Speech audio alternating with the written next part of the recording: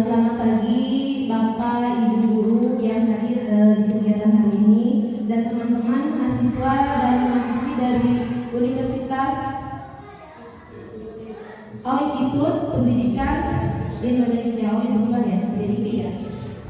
Marilah kita panjatkan puji dan syukur kehadirat Allah Subhanahu wa taala karena telah memberikan rahmat-Nya sehingga kita dapat berkumpul di luar kelas ini. Sebelumnya perkenalkan, saya guru kelas 4. Saya Ainur Yanti. Saya di sini merupakan calon guru penggerak angkatan 11 dari Provinsi Jawa Barat, Kabupaten Garut. Saya di sini mengajak ibu, bapak, guru dan juga teman-teman mahasiswa dan mahasiswi yang ada di sini untuk menyebarkan pemahaman tentang diseminasi budaya positif yang akan diadakan di kegiatan di SDN 2 Neglasari.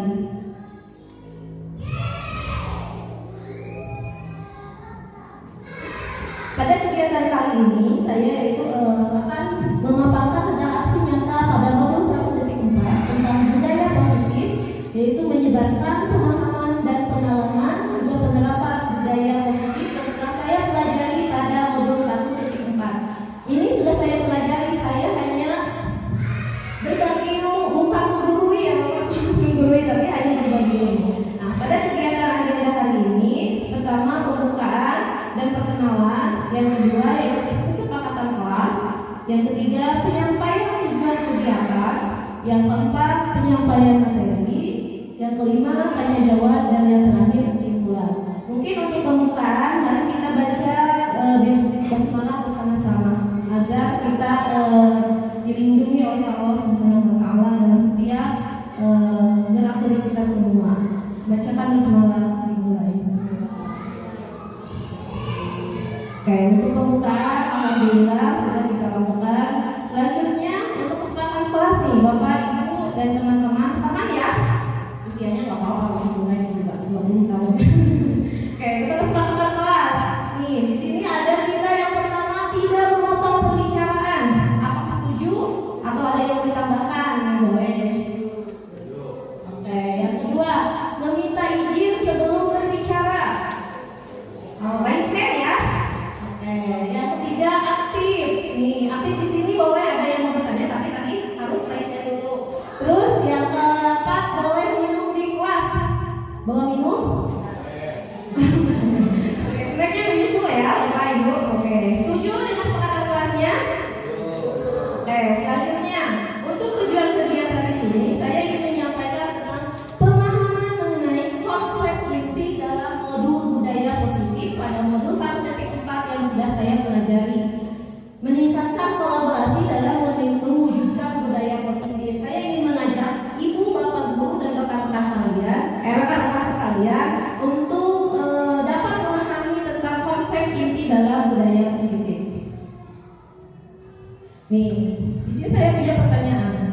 Apakah makna budaya positif dalam benak bapak, ibu guru dan juga teman-teman sekalian? Coba siapa yang mau raise hand dulu, raise hand. Apakah makna budaya positif di sini? Budaya positif yang tergambar.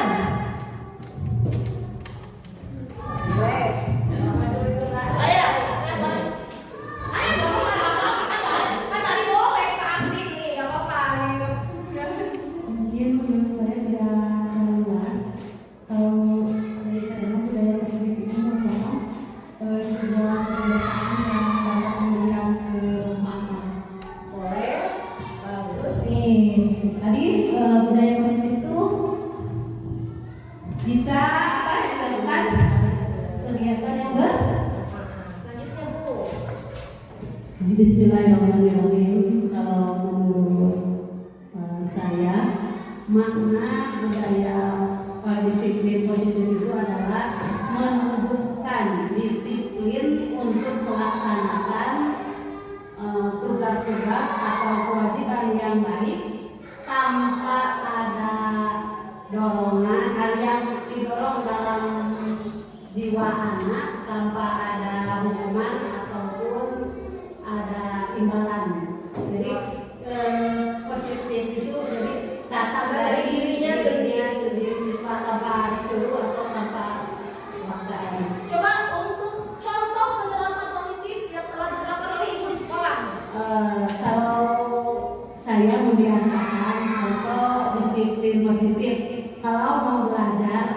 sudah biasa sering belajar berdoa.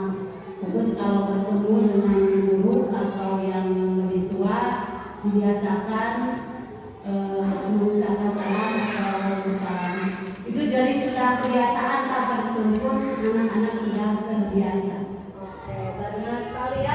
Dari penerapannya berarti kita anggap bahwa ibu di sekolah itu sudah menerapkan tentang apa itu budaya positif. Baik, nah tadi kan ada dari pemanfaatannya benar dari mulailah dari diri sendiri, maka akan nanti bermanfaat kepada teman-temannya. Nah sepertinya, nah ini ada budaya positif dari yang saya telah pelajari yaitu adalah nilai-nilai keyakinan yang dapat dan kebiasaan di sekolah yang berpihak pada murid.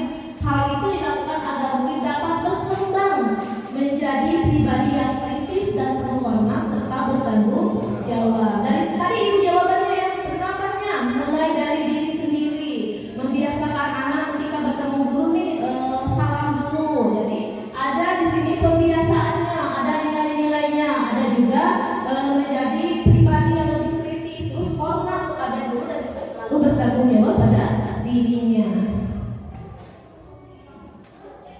Nih, di sini ada juga budaya positif atau ekosistem positif ya. Kita lihat contohnya perbandingannya dengan tumbuh-tumbuhan. Tahu ibu bapak tumbuh-tumbuhan? Tahu petani? Agar tumbuhan tersebut bisa berkembang dan dapat menghasilkan sebuah seperti padi. Dapat padi yang bagus. Kita apakan nih? Coba. Silakan. Ayo. Ada teman-teman itu kita pertama-tama kita cari dulu tanah yang menurut kita yang bagus. Terus yang kedua itu kita cari pupuk. Pupuk itu kan ada berbagai macam jenis gitu. Nanti sifat itu cocok untuk pupuk yang mana gitu.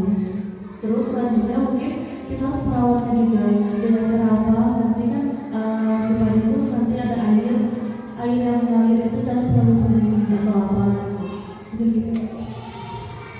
Berarti kita itu berarti mereka itu petaninya ya. Nah terus ada apa wadahnya. Berarti kita mencari dulu wadahnya. Setelah itu kita mencari benihnya. Setelah kita benihnya kita apa? Garap, menggarap wadahnya dan kita tanam. Setelah kita tanam maka kita beri obat, kita pupuk, kita beri air. Nah sama halnya di sini dengan kita sebagai guru. Nah kita sebagai guru kan sama, ada siswa, ada guru.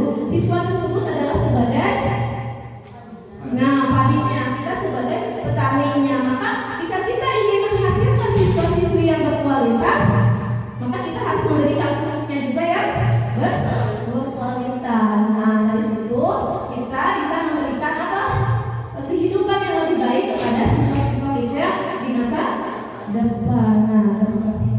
Nah di sini ada juga konsep inti budaya positif. Yang pertama yaitu adalah perubahan paradigma belajar. Ada disiplin positif, ada teori motivasi perilaku manusia, ada juga keyakinan kelas.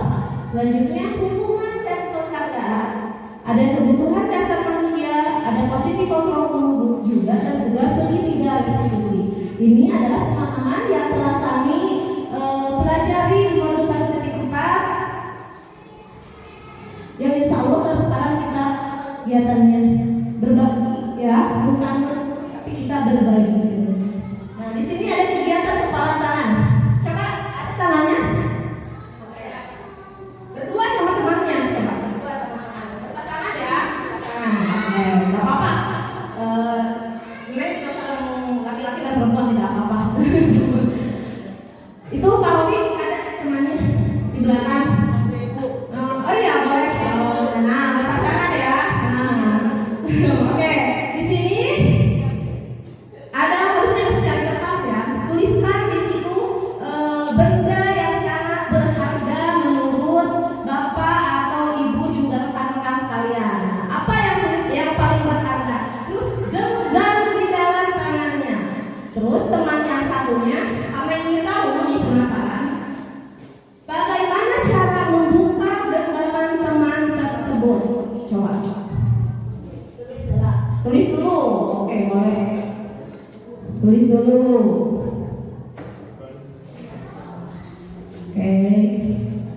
Satu aja kan berbuat satu. Yang satunya yang punya rahasia, yang satunya tidak punya rahasia. Belum punya rahasia, tapi kita mau bongkar rahasia temannya nih.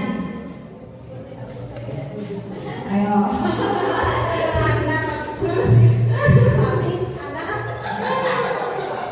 Enggak, satu aja. Nih, ini berdua. Ini sebenarnya punya rahasia. Ini mau tahu rahasianya, dikepalkan tangannya. Bagaimana cara buat membuka kepala tangan tersebut agar tahu apa rahasianya? Boleh benda, boleh, kan rahasia. Boleh, itu kan rahasia ya.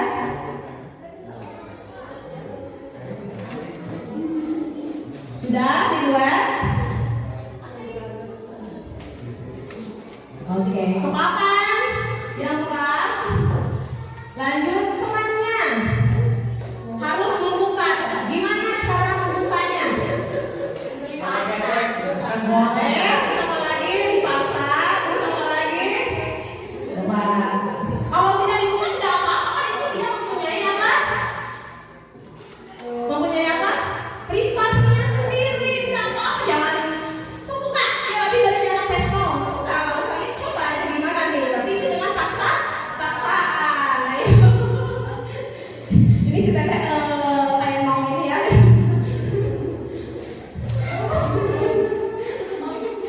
Ya, mau nyebrang ya. Ayo pegangan. Sudah? Ada yang dikasih? Ada yang dibuka? Tidak? Oke, coba. Berarti kesimpulannya apa nih? Wah, coba kesimpulannya apa? Tadi dari kegiatan tersebut apa? Dari kegiatan tadi kan dibuka ya, karena ya karena dipaksa harus buka tangan.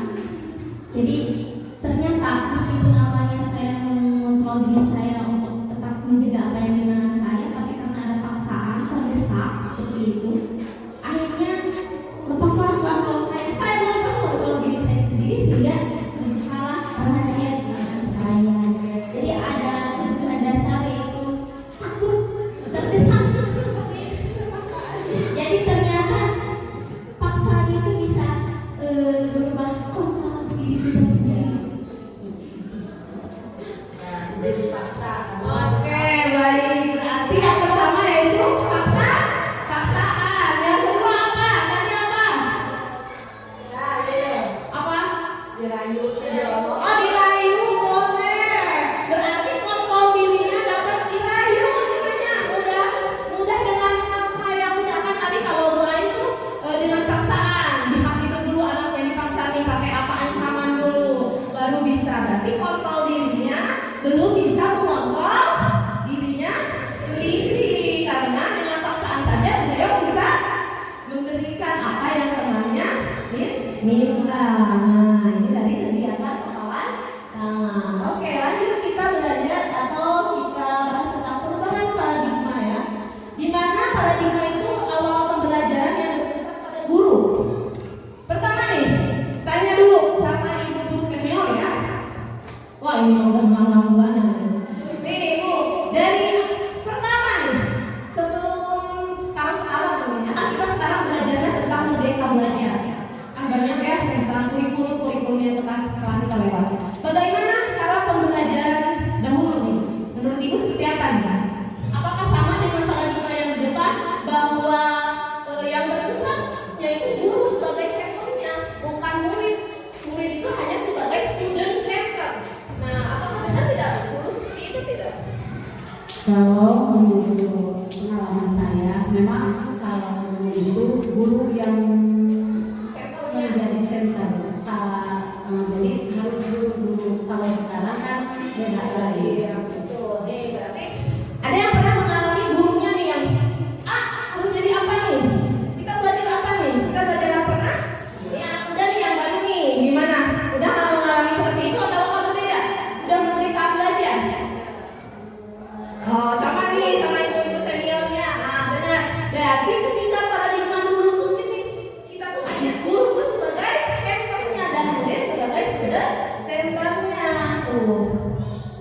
Oke, nah kalau sekarang di sini dari paradigma tadi kita berubah ke filosofi pendidikan Ki Hajar Dewantara. Pernah belajar tentang Ki Hajar Dewantara? Dari filosofi tersebut ada beberapa tahapannya. Semua anak itu terlahir dengan bakatnya masing-masing. Oke, jadi unik ya, berbeda-beda nih.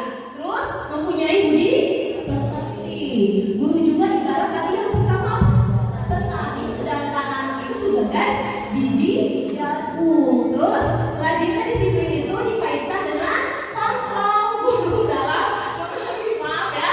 Nah selanjutnya ada kontrol alam dan kodrat zaman. Nah terus terakhir ada berpihak pada sama itu ya.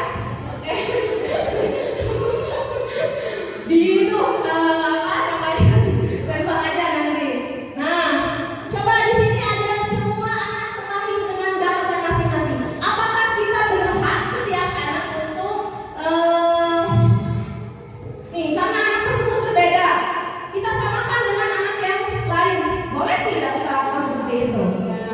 Nah tapi kalau dulu, tuh kata ibu, kalau dulu kita lakukan hal seperti itu ya. Nah, terus guru ibarat petani dan anak ibarat biji jagung. Jadi kita harus merawatnya agar bisa menjadi anak yang berkualitas sesuai dengan profil pelajar Pancasila.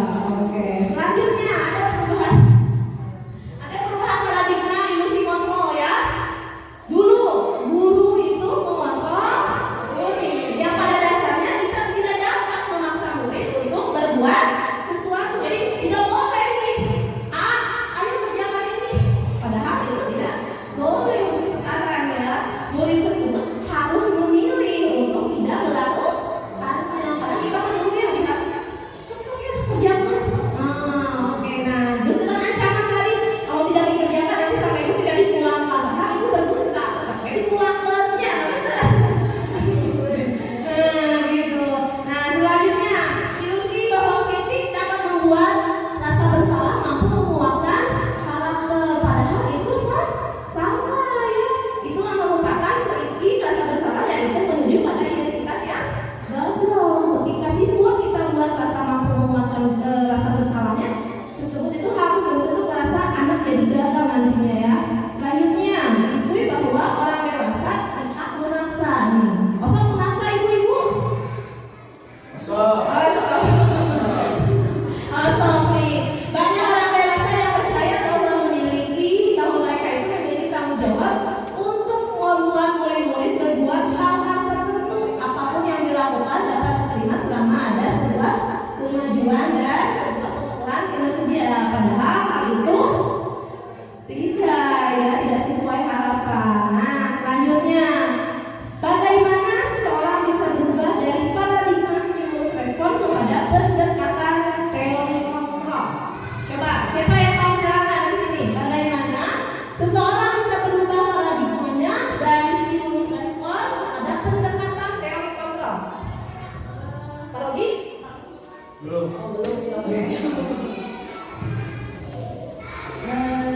Saya dengan mengubah cara pandang kita terhadap realitas dunia seperti itu.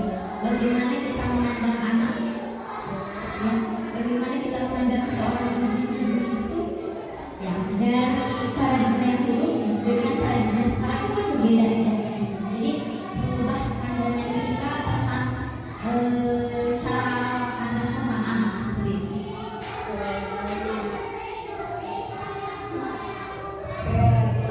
Di sini seorang bisa berubah itu menurut Stephen R yang saya pelajari ya, mengatakan bahwa bila kita ingin membuat kemajuan perlahan-lahan, maka ubahlah sikap atau perlakuan diri kita sendiri nih. Namun bila kita ingin memperbaiki cara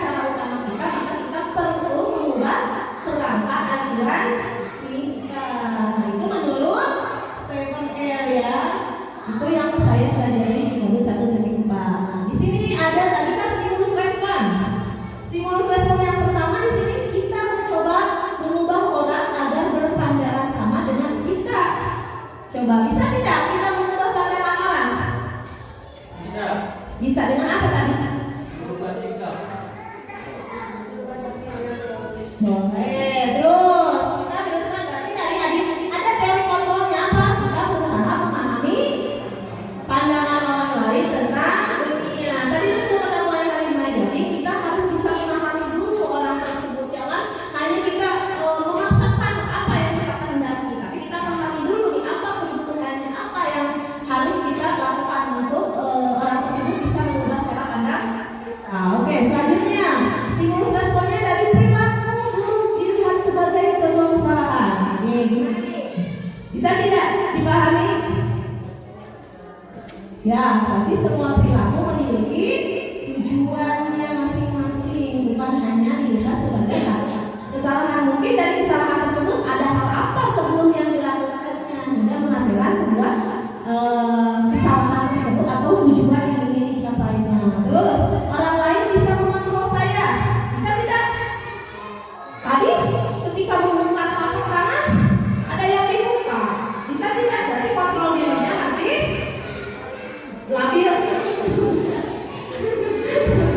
Berarti, harusnya berarti hanya kita yang bisa mampu mengontrol diri kita sendiri. Terus pemaksaan ada pada saat rujukan gagal.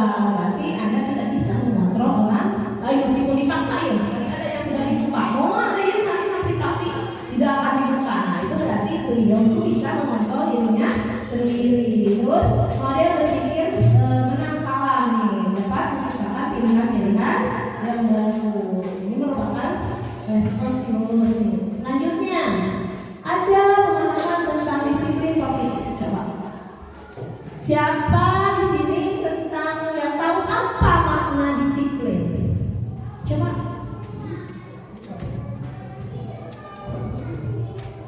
Kalau di sekolah misalnya anak-anak itu masuk pukul 7 misalnya, jadi masuk tepat waktu. Karena kalau ibadah melaksanakannya itu tepat waktu. Boleh, betul. Disiplin maknanya berarti kita harus melakukan sesuai dengan keyakinan kita atau kesepakatan yang dilakukan di atau di kelas. Betul nih, berarti pelajarannya digunakan ya. Nih, disiplin positif itu dalam budaya kita telah berubah menjadi sesuatu yang dilakukan seseorang. Betul tadi ketika dilakukan setiap kali pembelajaran akan terus berlanjut ya sesuai yang diharapkan seseorang pada orang untuk mendapatkan kepatuhan. Ketika kita berangkat pukul 6 harus di sekolah pukul 7 pagi masuk setengah 7. Itu masuk dalam kepatuhan yang sesuai dengan keyakinan. Kita cenderung menghubungkan kata disiplin dengan ketidaknyamanan. Memang kita ketika masuk setengah 7 nih dipaksain 2:30 masuk, itu pasti tidak nyaman, tapi itu harus dipatuhi karena itu merupakan disiplin positif yang harus kita lakukan. Yang kedua, disiplin positif juga yaitu salah satu pendekatan disiplin yang memampukan seseorang untuk mengontrol perilakunya dalam kesadaran dan bertanggung jawab atas tindakannya sebagai wujud menghormati dirinya sendiri dan juga orang lain. Ketika tadi kata Ayah juga bilang bahwa kita tuh harus masuk tepat waktu, karena kalau tidak masuk tepat waktu berarti mengganggu pembelajaran ya. Teman-temannya akan menunggu, gurunya akan menunggu dan akan apa tadi? Menghormati dirinya sendiri. Itu kan merupakan tanggung jawab. Kita harus berangkat nih. Nah, berarti kita sebagai pendidik adalah menuntut murid kita untuk memiliki disiplin diri sehingga mereka bisa berperilaku yang mengacu pada nilai-nilai kebajikan universal dan memiliki motivasi intrinsik bukan ekstrinsik. Oke, lanjut. Nah, tadi kan ada nilai-nilai kebajikan ya dalam disiplin positif. Di sini ada nilai-nilai kebajikan universal. Nilai-nilai kebajikan itu adalah sifat positif manusia yang merupakan tujuan mulia yang ingin dicapai setiap individu. Nah, nilai sepakati bersama lintas bangsa, suku bangsa, agama, maupun agama. Seperti profil pelajar Pancasila. Di situ kan ada berapa coba? Lintas bahasa, ada suku bangsa, agama, dan maupun latar belakang. Apa saja nih dari mahasiswa nih? Oke, pelajar Pancasila ya, pasti belajar. Coba. Nih ada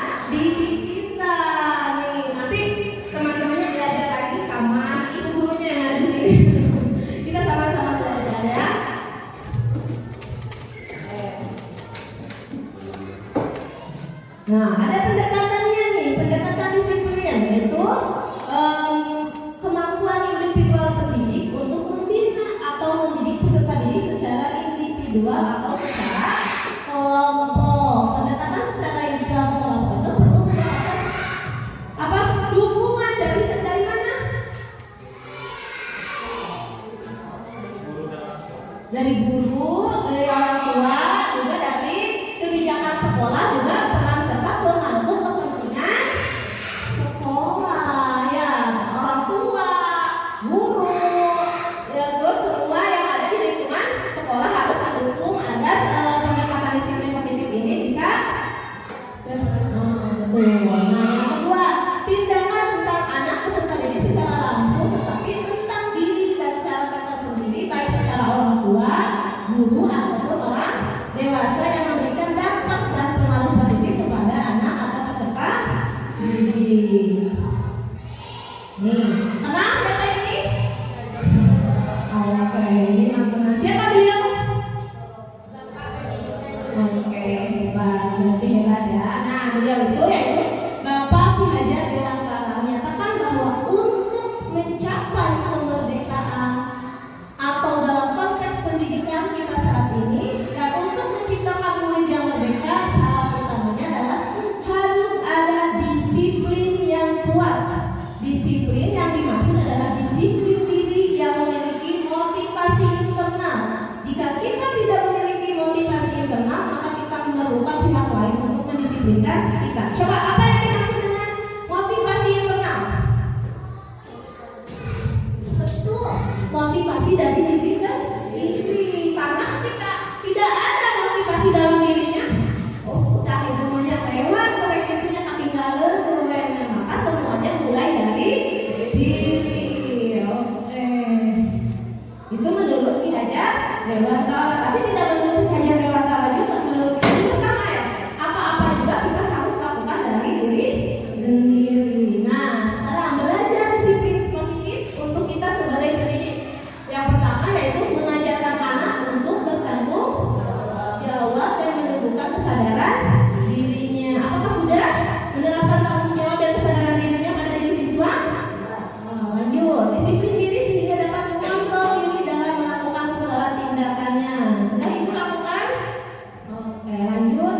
Belajarnya juga dapat membuat murid memahami dan menyadari berdasarkan motivasi internal, bukan akibat paksaan, ujian atau hukuman. Seperti ada tadi, buka kepala tangannya tidak dipaksa, tapi menurut dirinya sendiri.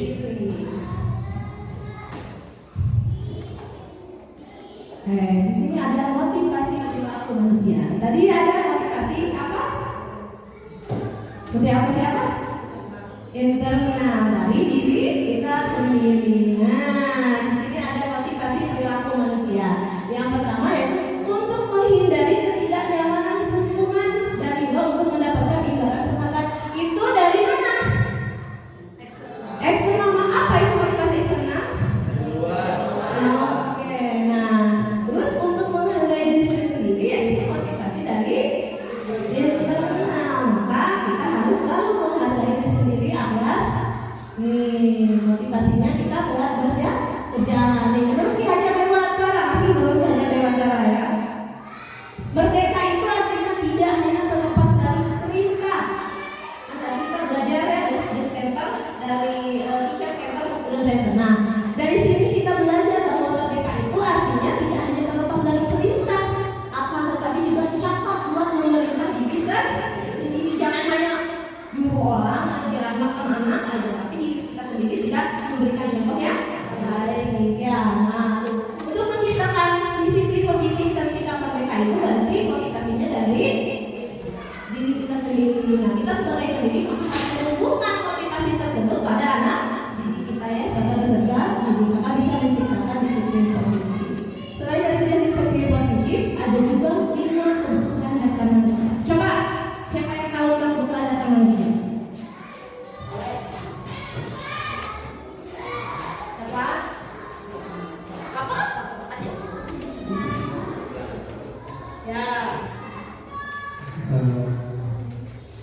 Makanan, Makanan.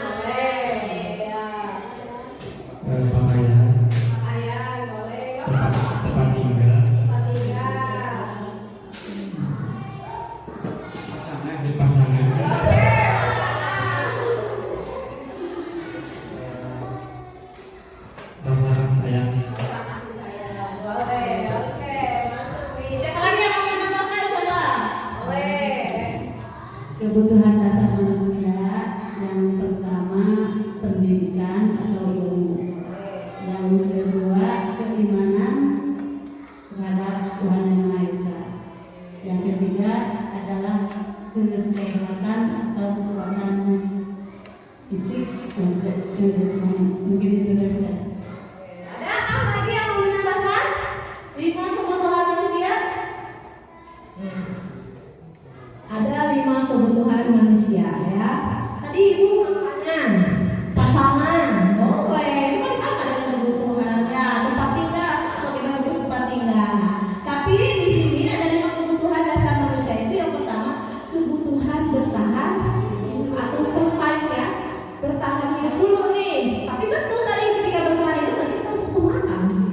Betul? Tuh pangan, sandang, pangan itu kan penting ya.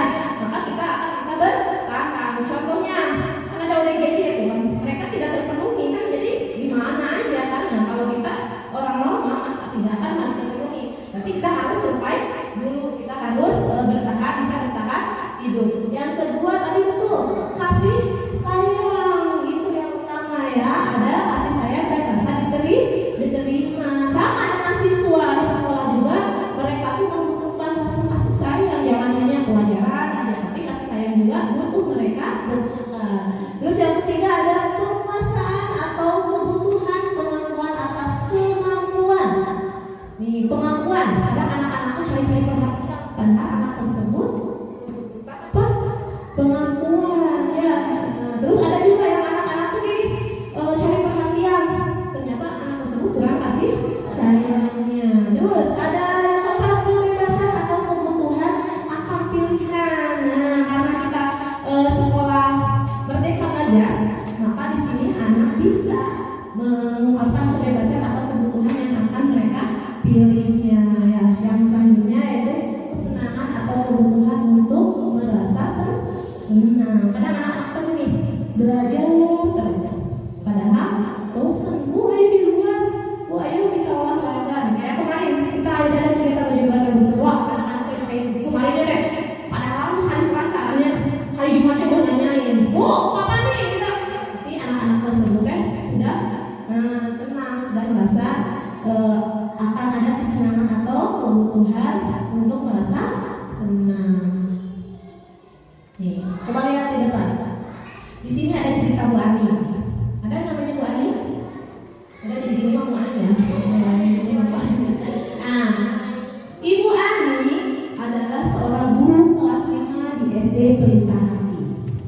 Sedang bingung menghadapi ulah salah satu murid di kelasnya. Agus, beberapa anak telah datang dan mengeluhkan Agus. Oh, jadi di kelasnya ada yang namanya Agus ya. Yang seringkali meminta bekal makan siang mereka dengan paksa. Jika Anda menghadapi situasi seperti Ibu Ani, apa yang akan Anda lakukan? Terus, menurut Anda kira-kira apa alasan Agus melakukan hal itu? Dari 5 kebutuhan dasar tersebut, apa nih yang kita lakukan duluan nih? Terus kenapa alasan Agus melakukan hal itu?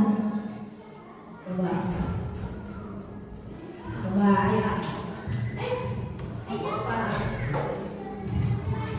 Nah, mungkin alasannya karena dia tuh kekurangan makanan gitu, dan cara kita agar supaya tidak seperti itu lagi, kita bukan memberikan, tetapi kita menyuruh kepada anak-anak yang lain untuk saling berbagi gitu kan. Jadi seperti itu. Ada yang mau menambahkan? Kalau dari saya, apabila saya mengalami hal seperti itu, saya akan melakukan pendekatan khusus terlebih dahulu. Kita pendekatan bersama anak tersebut, kita gali kenapa dia berlaku seperti itu. Dan lalu kita setelah mengetahui informasi tersebut, kita melakukan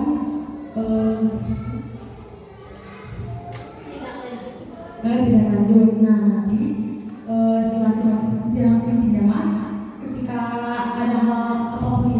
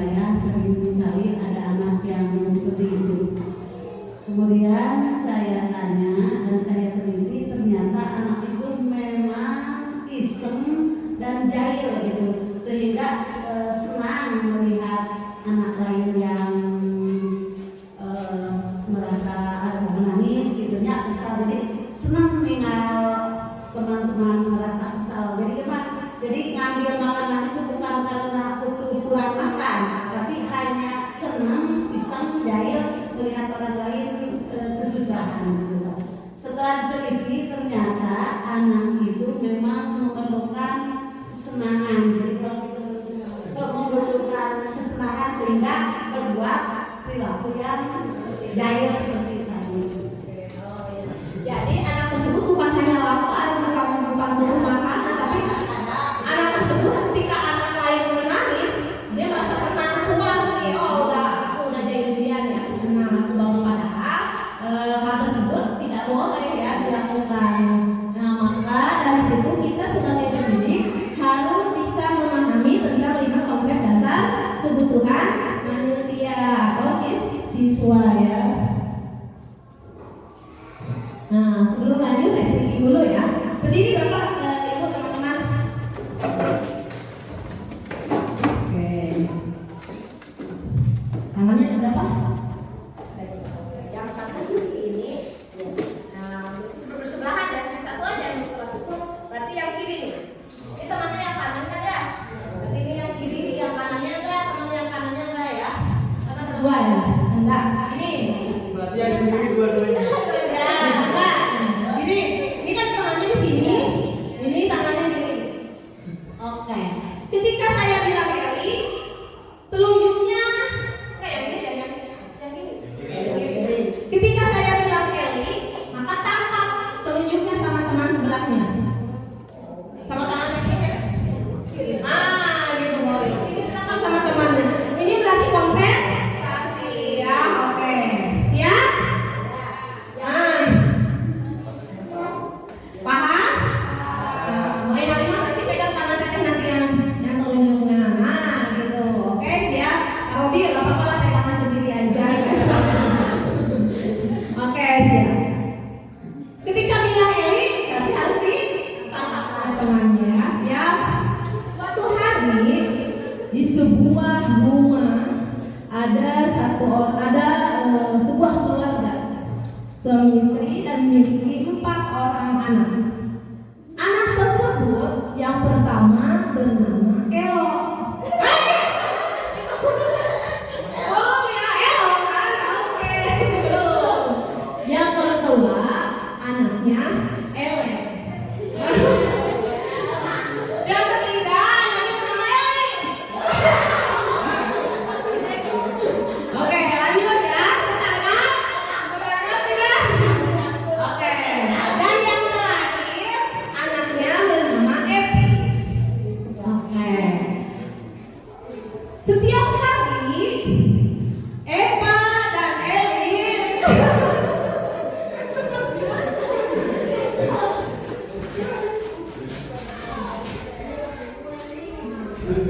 Oke, setiap hari Eva dan Eli pergi ke ladang. Eli. Oke, tepuk tangan buat ibu. Oke, berarti kita latihan konsentrasinya lumayan ya. Ada yang masih tertangkap nih sama temannya, mungkin cara konsentrasinya masih ini ya. Disiplin positifnya masih. Oke, masih muncul tentang disiplin positif bukan hanya Eli ya, tapi Eva juga tadi ditangkap gitu. Nah, oke. Sekarang di sini ada posisi kontrol manusia. Sama halnya dengan 5 kebutuhan dasar manusia. Ada juga 5 posisi kontrol guru. Yang pertama yaitu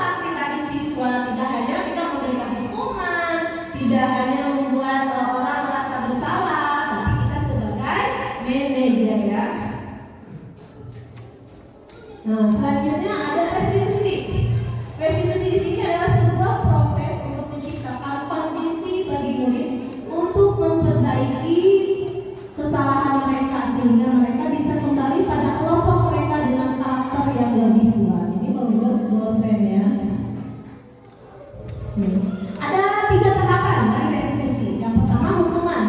Hukuman dalam pendidikan adalah tindakan yang diambil oleh guru atau pihak sekolah sebagai respon terhadap perilaku siswa yang melanggar aturan atau norma yang telah ditetapkan. Tujuan utama hukuman adalah untuk menghentikan tindakan yang mungkin tidak menyenangkan bagi siswa.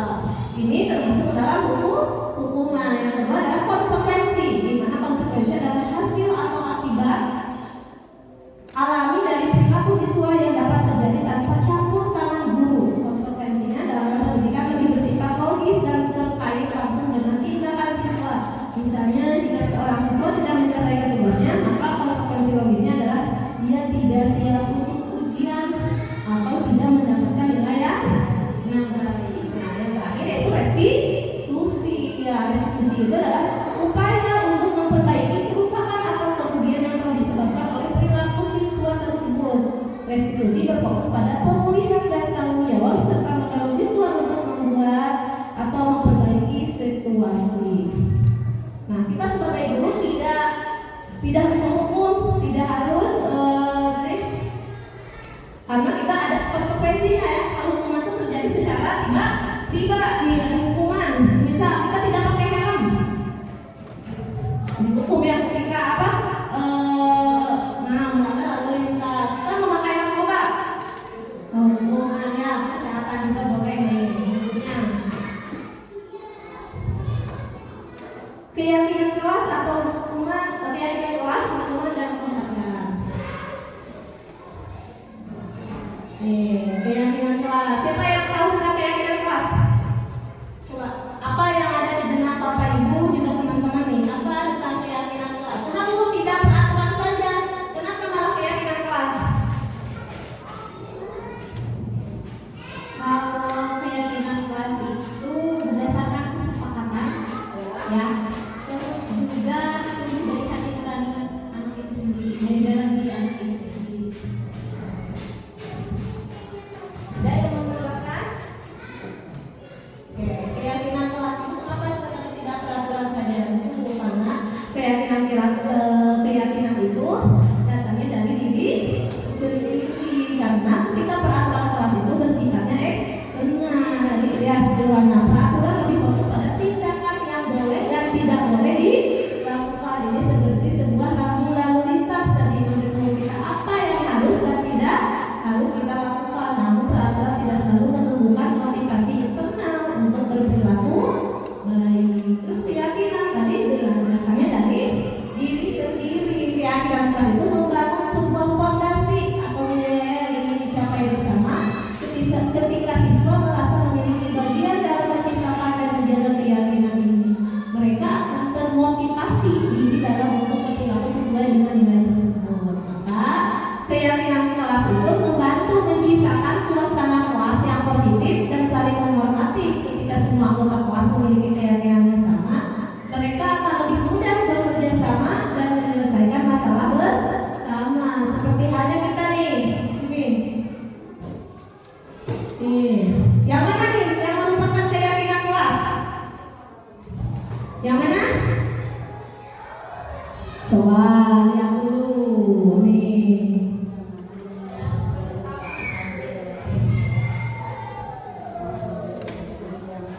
Yang kiri yang kanan?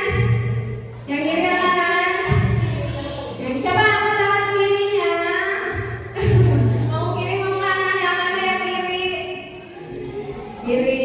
Oke, banyak kiri ya, betul. Karena di sini keyakinan kelas itu ya kiri, di mana kita di sekolah ya atau awal pembelajaran kita sering melakukan atau membuat sebuah kegiatan kesepakatan kelas. Datangnya dari diri sendiri. Misal ayo kita diskusi nih, apa kesepakatan kelas kita yang akan kita lakukan sebelum pembelajaran. Contohnya sini tentang tepat waktu. Kan itu mulai dari diri sendiri. Kita datang tepat waktunya kan bahasanya dari diri sendiri. Terus mengucapkan salam juga dari diri sendiri, menjaga kebersihan sekolah ya, berdoa. Kan ketika ini kita sempat tanamkan begini, sekolah itu milik siapa? Nah, terus digunakannya oleh siapa? Maka siapa yang akan menjaganya? Berarti tapi semua dari diri sendiri. Oke, lanjut. Cara gimana nih membuat keyakinan kelasnya? Harus abstrak, sesuai dari peraturannya, terus berupa pernyataan universal. Yang kedua adalah bentuk kalimat positif, sedikit saja agar mudah diingat, terus sesuai dengan kondisi kelas dan sekolah agar mudah diterapkan. Semua warga kelas atau sekolah dilibatkan saat membuat keyakinan kelas tersebut. Nih, coba mana keyakinan dari peraturan berikut? Yang pertama, selalu kembalikan buku tempatnya.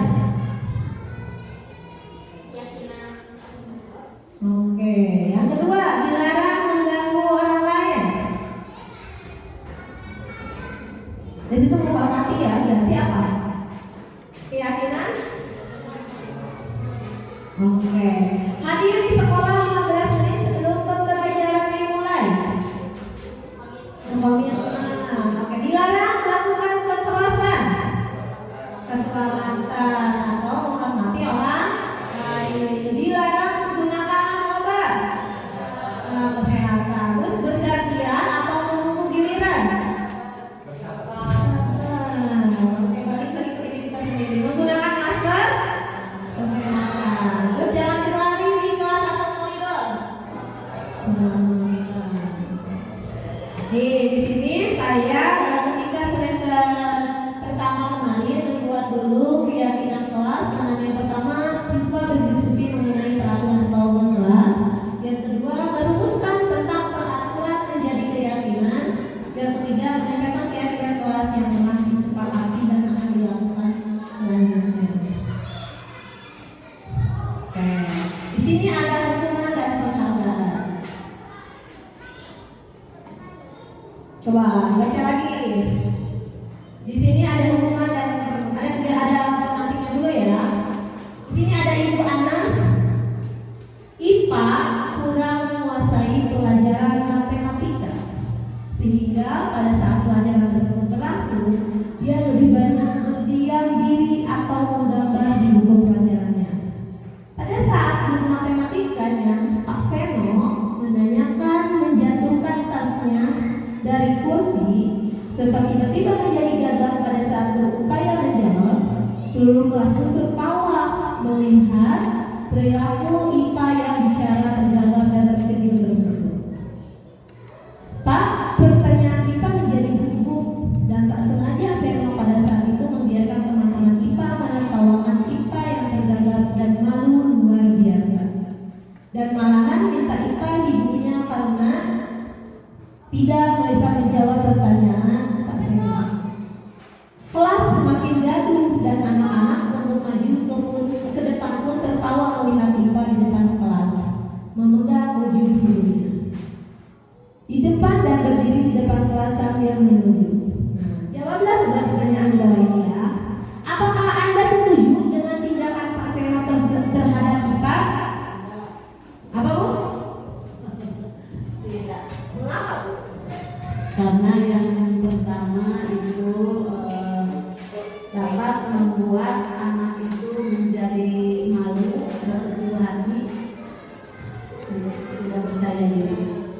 Kenyataannya, menurut Anda tindakan Pak Seno terhadap IPA adalah sebuah hukuman atau konsekuensi? Bukan tergolong hukuman. Dari pernyataan yang berapa Ibu bisa menjadi hukuman? Karena IPA tidak bisa menjawab pertanyaan dari pasien tadi. Oke, baik. Dari pertanyaan tersebut betul bahwa tadi Pak Seno ya terhadap itu adalah sebuah apa?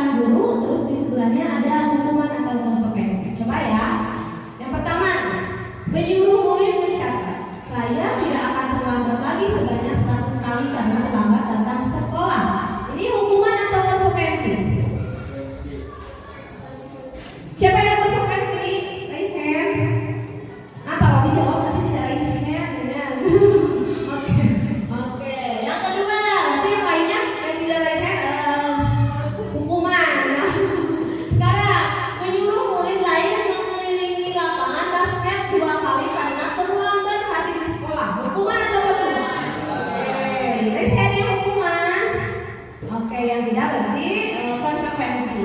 Yang ketiga, meminta murid push up sebanyak 15 kali karena sekolah tidak memakai masker. Hukuman. Meminta murid mengganti kertas atau tugas teman yang dicoret-coret.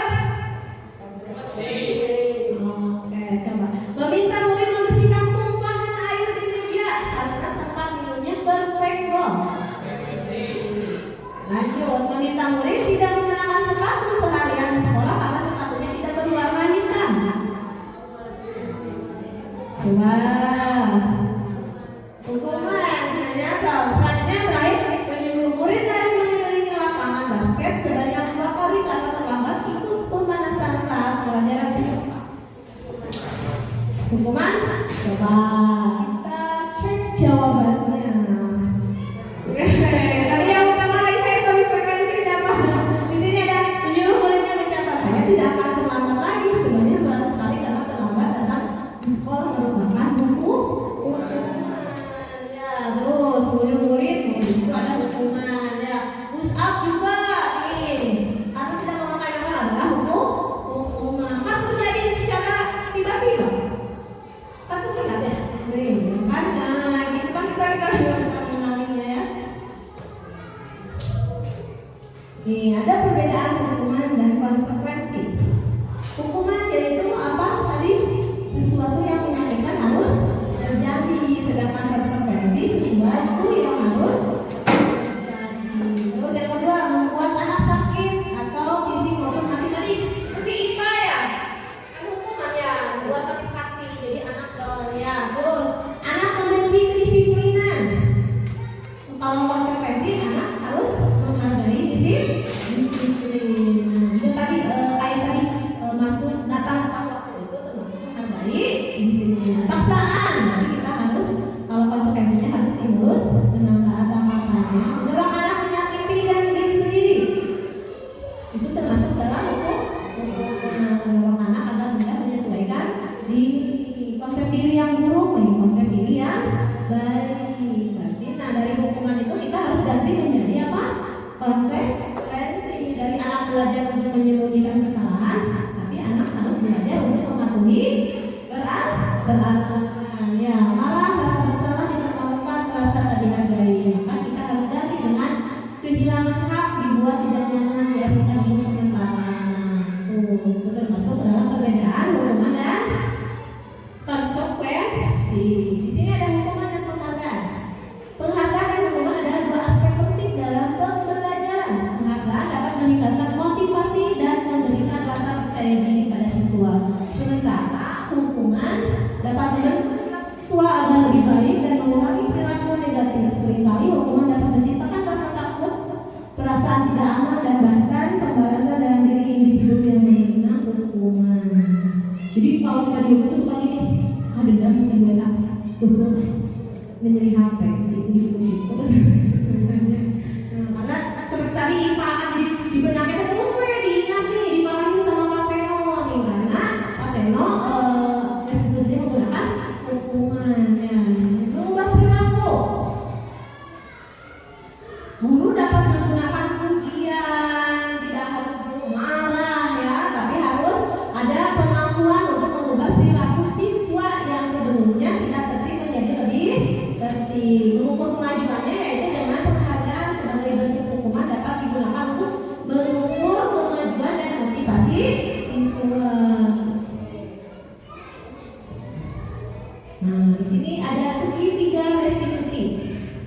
Segitiga restitusi itu adalah suatu proses dialog yang dijalankan guru agar dapat menghasilkan murid yang mandiri dan bertanggung jawab. Ada 3 segitiga restitusi. Itu yang pertama, menstabilkan identitas. Yang kedua, memandasi tindakan yang salah. Dan yang ketiga, menanyakan keyakinan anak tersebut. Validasi tindakan yang salah. Berdasarkan prinsip setiap perilaku berupaya memenuhi suatu kebutuhan tertentu. Nah, contohnya kamu pasti punya alasan melakukan hal itu. Contohnya tadi kasus IPA ya, tanyakan bukan kasus siapa yang pertama? Agus. Nah, kita tanyakan dulu apa nih, kenapa alasannya melakukan hal itu. Terus padahal Bapak Ibu guru yakin kamu tidak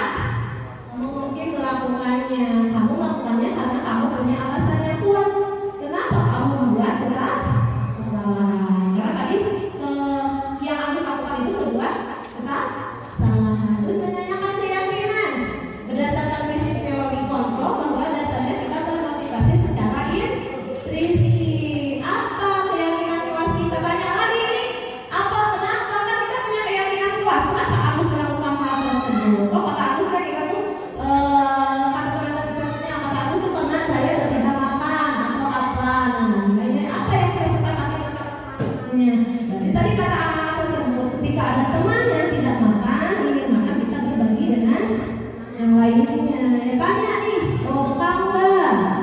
Nih, suka guru-gurunya suka gitu ya, kan kita boleh. Jadi ketika guru itu ditanya bawa bekal nggak? Kalau nggak ada, yuk berbagi dengan temannya. Oke. Jadi kita bisa memperbaiki semua kesalahan Agus tersebut nih. Jadi Agus mau jadi apa nanti, seperti apa kalau anak tersebut seperti itu ya. Terus validasi, kegiatan validasinya nantinya siswa tersebut. Terus di sini saya juga kemarin ada siswa yang melakukan restitusi ya, dokumen kegiatan segitiga restitusi tersebut. Anak di sini kenapa saya pakai jam olahraga anak tersebut memakai batik? Nah ini sebuah kesalahan yang harus dilakukan di kegiatan segitiga restitusi. Dan yang sebenarnya itu anak yang ketika sholat duhur, kita kan suka sholat duhur bersama, anak tersebut tidak membawa mukena, maka kita panggil melakukan kegiatan restitusi. Oke. Sebelum kesimpulan, udah kesimpulan aja ya. Dan sebelum kesimpulan ada yang mau ditanyakan? Apakah sudah paham atau mau menambahkan?